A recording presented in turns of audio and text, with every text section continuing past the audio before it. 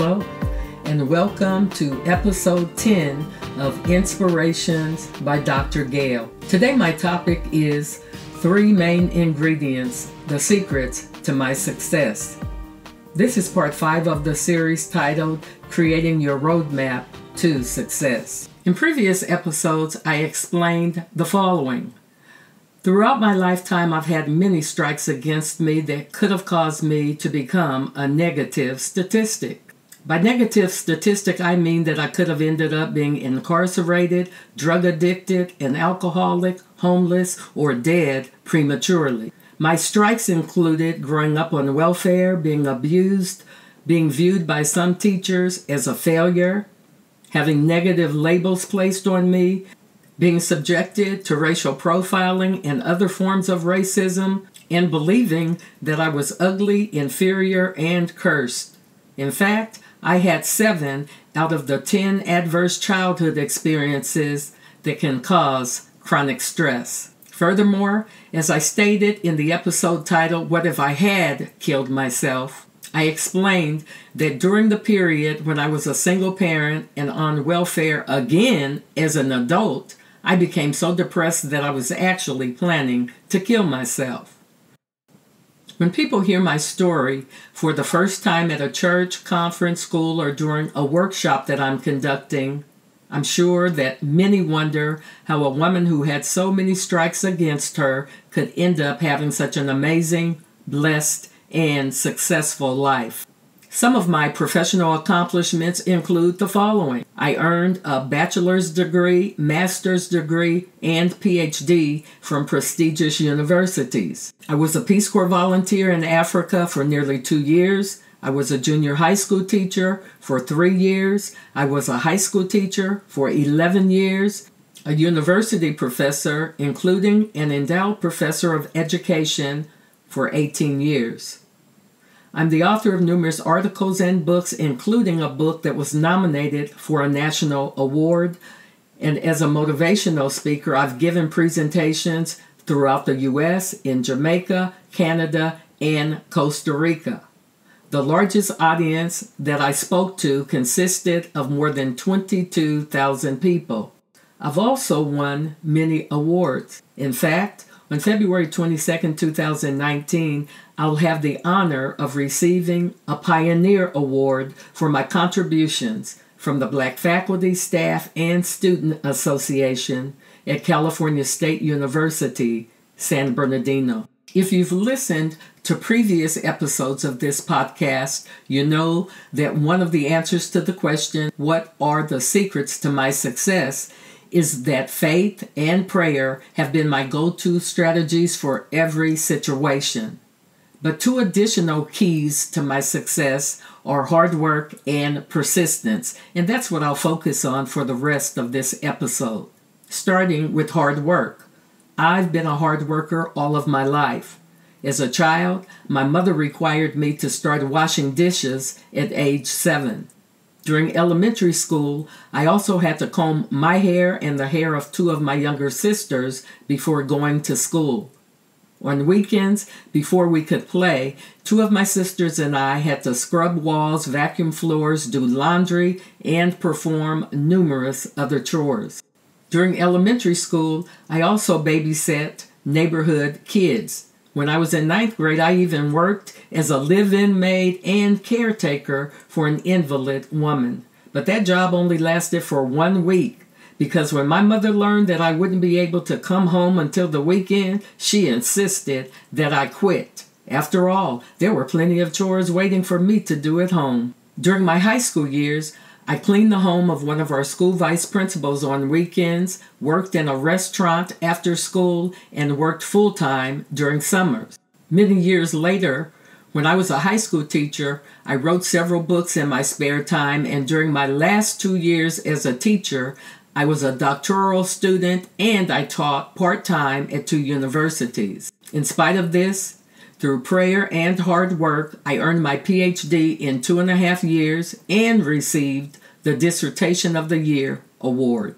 These are a few examples of how having a strong work ethic has contributed to my professional success. Persistence, the third main ingredient of my success, means that I don't give up easily and will keep trying to accomplish my goals even when challenges arise. Let me share 2 examples. The first happened when I was a college undergraduate. As I mentioned, I grew up on welfare and some people viewed me as being dumb for flunking first grade. In spite of this, through faith, hard work, and a 6th grade teacher who helped me change my outlook, I not only graduated high school, but got accepted to several universities and won several scholarships and grants. Of the 5 universities that accepted me, I decided to attend the University of Southern California, USC, in Los Angeles. This private university had a great reputation. When I arrived at USC, I had high hopes and dreamed of becoming a newspaper reporter. But my plans quickly went downhill. Because I hadn't been adequately prepared for college, I started my freshman year of college with very weak academic skills, especially poor writing skills. As a result, I earned low grades in several of my university courses and my grade point average fell. This caused a spiral effect. First, I lost one of my grants, which required me to maintain a certain grade point average that I'd failed to keep. This meant that the only way that I could afford to remain at the university was to get a job. So for the next few years, I worked part-time during the school year and full-time each summer. The second consequence of my low GPA was that the university advisor who'd been assigned to work with me but had never contacted me before requested to meet with me. When I arrived at his office, this man didn't waste any time telling me 3 things. 1, he said that I'd never be admitted into the School of Journalism. 2, he said I'd never graduate from that university. And 3, he told me that I needed to drop out of USC and enroll in a community college. I was shocked, embarrassed, and left his office in tears. When I reached my apartment, instead of packing my belongings in order to return to my hometown, I realized that the advisor was powerful, but he wasn't God. He was merely a man and he didn't control my destiny. Then I quickly got on my knees and began to pray for help. Through prayer, I received the answers that I needed. In reaching the mountaintop of the academy, a book that I co-edited with Dr. Fred Bonner and Dr. Chance Lewis, here's how I explained those answers. Quote, I had to stop attending so many parties, stop attending so many athletic events, open up the grammar and composition book that had been assigned by my freshman composition instructor, a book that I had never opened, and do all the exercises in that book. In the end, thanks to that prayer, I literally taught myself how to write basic sentences, paragraphs, and essays. Consequently, over time, my grade point average improved. The best part is that 4 years after I enrolled in USC, I graduated on time and on the Dean's Honor Roll. Once again, my faith, hard work, and persistence had paid off. Unquote. The second example of the role of persistence in my success is directly related to the previous one, especially being forced to teach myself basic writing skills. Here's how I described it in reaching the mountaintop of the academy. Quote, another important lesson that I've learned is that rejection is inevitable. And since I've had my share of rejection, I've become an expert on this topic. I've been rejected by certain family members, former friends, colleagues, and others. Therefore, the main lesson that I've learned is to keep it moving. For the past 20 years, I've also received hundreds of rejection letters from editors, agents, and publishers. During these times, I've given myself permission to feel disappointed and even angry, but not for long. Just as I refuse to let folks who reject me or dislike me keep me from pursuing my goals, I've decided to keep writing and to keep submitting my work regardless of how many rejection letters I've received, because I strongly believe that success is the best revenge. Unquote. I'll have a lot more to say about the topics of rejection and also how to get your writing published in future episodes. But the bottom line is that if it weren't for the main ingredients of my success, faith, prayer, hard work, and persistence, I would never have become the author of many published books, articles, book chapters, newspaper essays, book reviews, etc. Researchers have found that highly successful people have a lot in common. Hard work, persistence, having goals, and being disciplined are some of the characteristics that they tend to have in common. Instead of reading a long list of the other main qualities of highly successful people to you, I decided to do something even better. I asked a highly successful entrepreneur to explain the secrets to his success. This man, Lane Rankin, has been one of my husband's closest friends for more than 30 years, starting when they were middle school teachers. And Lane has been a huge blessing to our entire family. In my case, not only did Lane hire me to become the executive director of equity for one of his companies, but he has also played an invaluable role in the development of my own company, Inspirations by Gail, LLC. Lane not only provided the money for my company to be set up, but he's provided ongoing mentoring and coaching to help me expand it. When my husband Rufus and Lane first met, Lane was a brand new teacher at the school at which Rufus taught. Soon, they were traveling throughout California training teachers to incorporate technology into their curricula. Several years later, Lane went from teaching middle school math to pursuing his dream of becoming an outstanding school administrator. Soon he became a university instructor. But Lane had other dreams that he was passionate about pursuing. So 20 years ago, he followed his dream of becoming an entrepreneur. His main goal was to help educators use data in ways that would help students become more successful. It took a lot of faith, hard work, and courage for Lane to leave his secure job to start his own EdTech company, but he did it. And that company became very successful. Since that time, Lane has started, built, and sold 3 very successful EdTech companies. His professional titles in corporate America have included CEO, founder, vice president, and president. His EdTech companies have impacted millions of students and educators across the U.S. For 2 consecutive years, 2016 and 2017, Lane was a finalist for Orange County's Entrepreneur of the Year award. In 2017, as the founder and CEO of Illuminate Education, Lane won a Glassdoor Employees' Choice Award for being one of the nation's highest-rated CEOs. And in 2019, Lane was an Excellence in Entrepreneurship honoree. According to the Orange County Business Journal, during his time as CEO of Illuminate Education, the company impacted 6 million students in 46 states and had an annual revenue of $33 million. Today, as a founder of Rankin Capital, Lane continues to mentor many individuals who dream of becoming entrepreneurs. Last week, I asked him to answer 2 questions for this episode of my podcast. Here are the 2 questions and Lane's answers.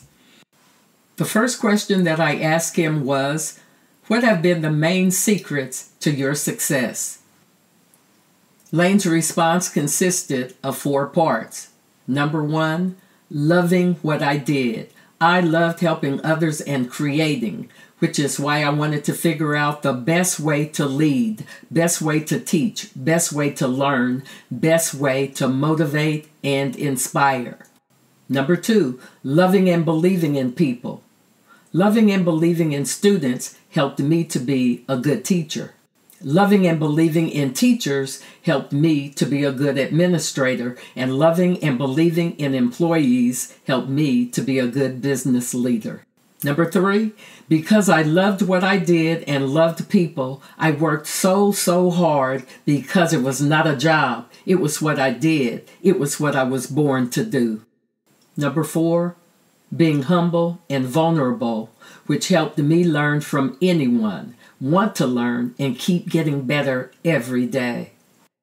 The second question I asked Lane was, what advice would you give to others who want to become successful?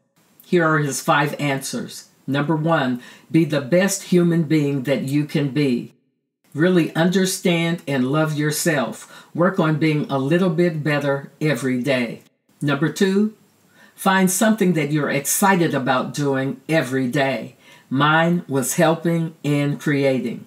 Number 3, there are going to be lots of tough times when you feel down and discouraged. Find a mentor to help encourage and lift you up.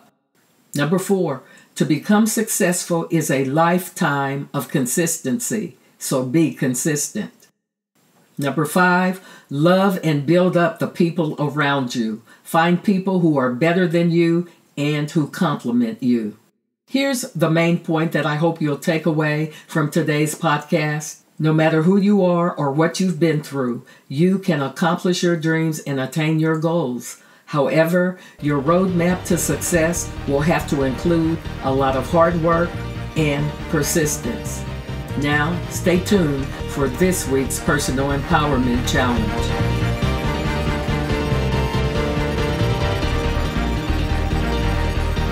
This week's Personal Empowerment Challenge consists of 6 writing exercises.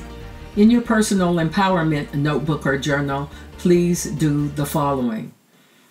Number 1, explain the amount of time that you're willing to devote to pursuing your dreams and goals each day and each week. Number 2, review Lane's suggestions and explain how you can use this information in order to move closer to your goals. Number 3, identify teens and other adults with whom you can share his advice.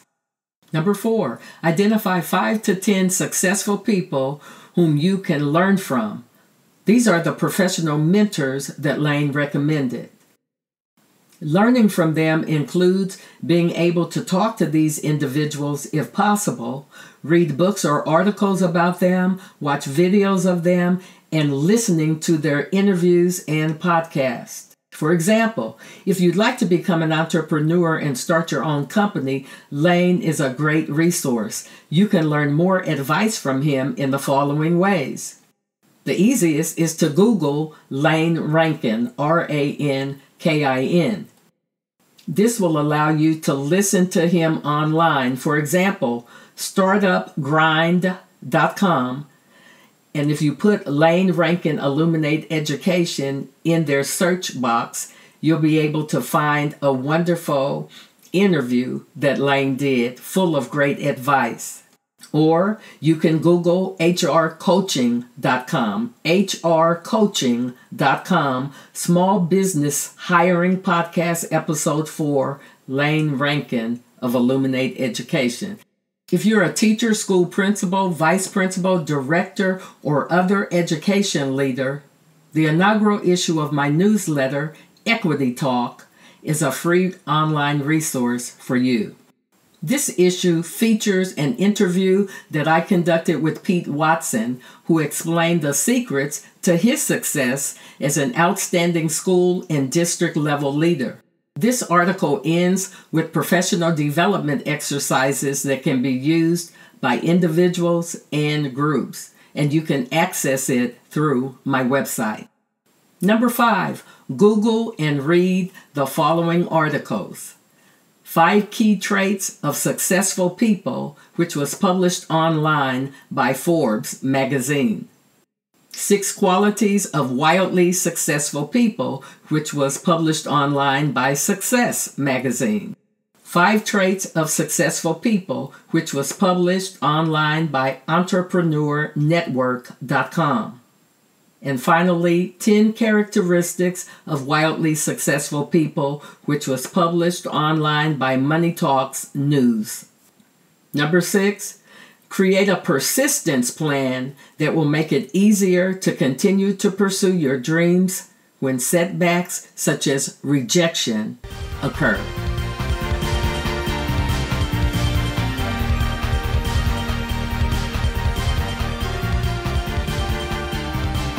Thanks for tuning in today.